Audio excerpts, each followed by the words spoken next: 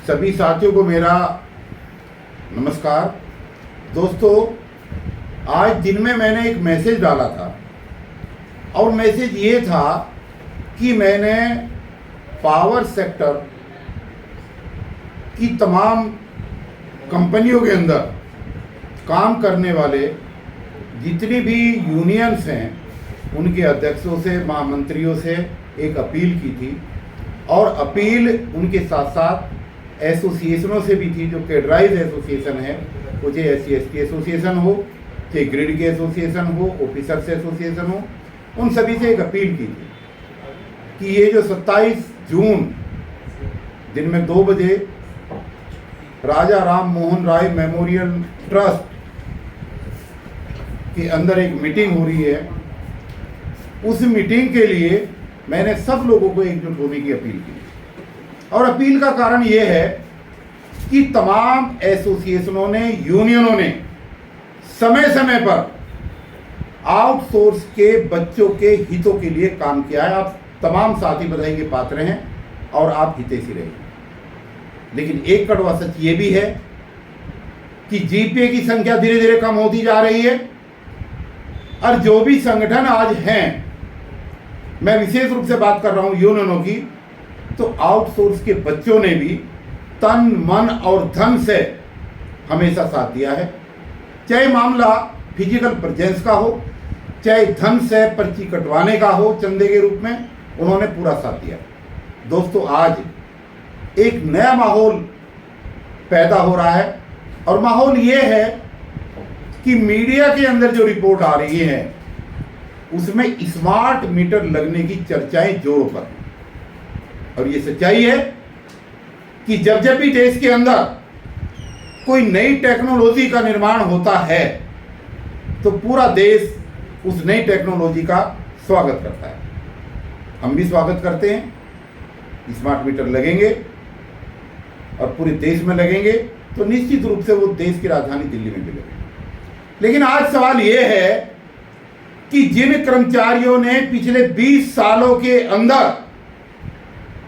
इस देश की राजधानी को बिजली देने का काम किया है और अपनी पूरी जवानी यहां पर लुटा दी है, तो स्मार्ट मीटर लगने के बाद इस विभाग में काम करने वाले मीटर रीडर, इस विभाग में बिल बांटने वाले बिल डिस्ट्रीब्यूटर और रिकवरी करने वाले स्टाफ के भविष्य का आखिर क्या होगा?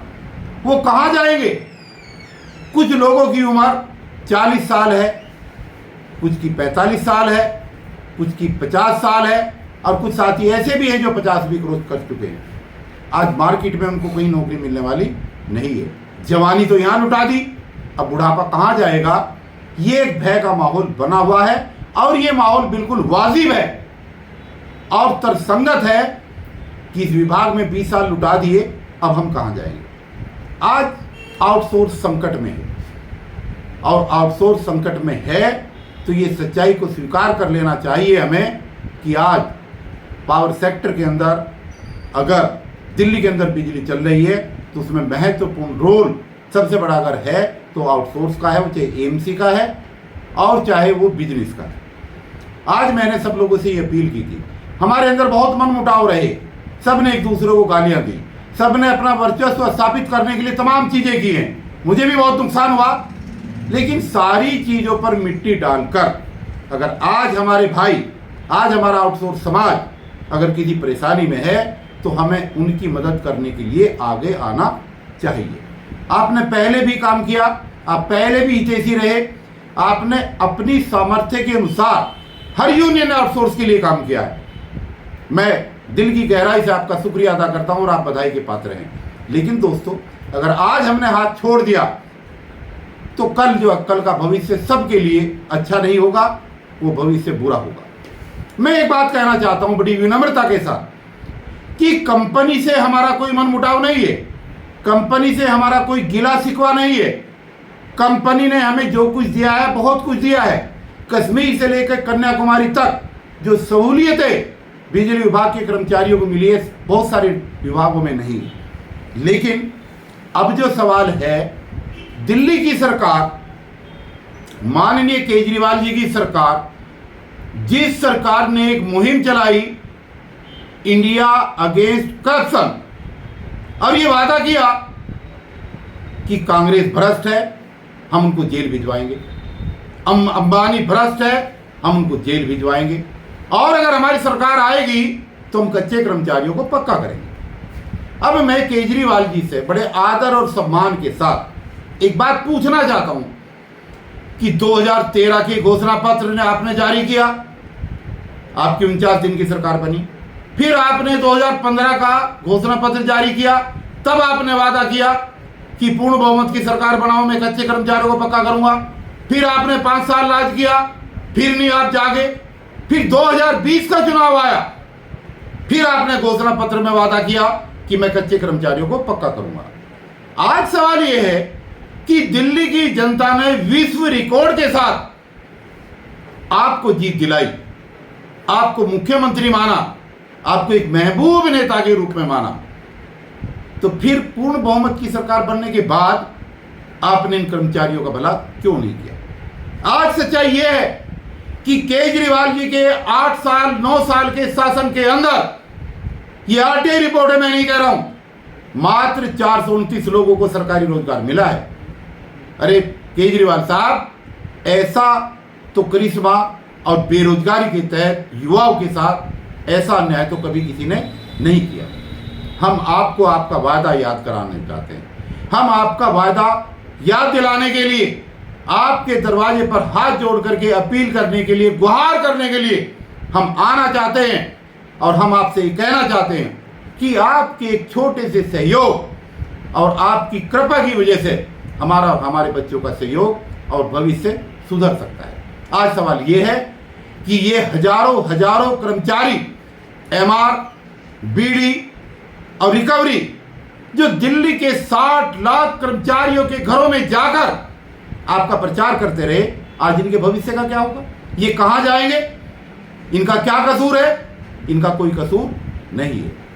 तो मैंने आज अपने तमाम यूनियन के नेताओं से, तमाम उनके अध्यक्षों से, तमाम उनके महामंत्रियों से, और अगर मैं नाम भी ले दूं तो इसमें कोई गुरेज नहीं है, श्रमिक विकास संगठन के महामंत्री योगेंद्र शर्मा जी से, अध्यक्ष संजय शर्मा जी से, Delhi state electricity workers union के महामंत्री भाई कुलदीप जी से, कर्मचारी यूनियन दिल्ली विद्युत कर्मचारी यूनियन के महामंत्री भाई संजीव जी से, जो मेरे छोटे भाई हैं, सौरभ सुदन जी से, और डेसो मजदूर संघ के हमारे दोनों साथी महामंत्री सुभाष जी से, और जो किशन यादव जी हैं, जो सबके चहेते साथी हैं हमारे, जो अध्यक्ष है डेसो मजदूर संघ के, उन चारों ही संगठनों के लोगों से हाथ जोड़ करके ये आज अपील की थी। और अपील यही नहीं की, अपील मैंने एसोसिएशनों के लोगों से भी की थी। मैंने राजेंद्र प्रसाद जी से अपील की, जो SC ST एसोसिएशन के महामंत्री हैं, मैंने ऑफिसर्स एसोसिएशन से अपील की, मैंने ग्रेड एसोसिएशन से अपील की, और तमाम साथियों से अपील की कि आपको 27 जून दिन में 2 बजे राजा राम मोहन राय मेमोरियल ट्रस्ट के प्रांगण में आना चाहिए, और संकट की घड़ी में आउटसोर्स का साथ देना चाहिए। अगर आप हितैषी हैं आउटसोर्स के, और आप समझते हैं कि ये हमारे भाई हैं, तो आपको आगे आना चाहिए। मैं एक बार पुनः विनम्रता के साथ ये अपील करना चाहता हूं अपने तमाम साथियों से कि आप आएँ, आपका सम्मान होगा, आपको प्रॉपर वहाँ पर जगह मिलेगी, सम्मान मिलेगा। लेकिन यह आंदोलन आउटसोर्स का आंदोलन है, झंडा भी आउटसोर्स का रहेगा, डंडा भी आउटसोर्स का रहेगा, मुद्दे भी आउटसोर्स के रहेंगे, और क्रांति भी आउटसोर्स की रहेगी। जैसे हमने आपको सहयोग किया पिछले 20 सालों में, एक बार आप भी बड़ा दिल करके हमारे सहयोग के लिए आगे आएं।